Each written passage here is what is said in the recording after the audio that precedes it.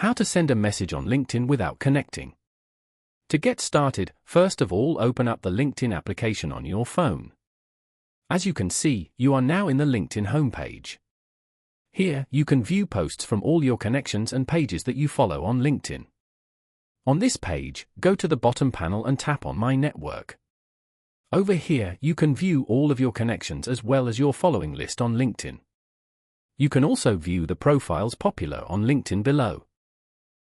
Tap on any to view them. Once you're in their profile, tap on the three dots beside the Follow button. Here, select Send Profile in a message.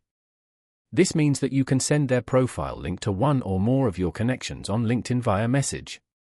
Now, type in the names of the connections you want to send this profile to. Or, select them from the suggestions. Over here, type in a message in the text box. And then, tap on the Send button beside to send the message. You have now successfully sent the profile link to this person. Following these steps, you can easily send a message on LinkedIn without connecting.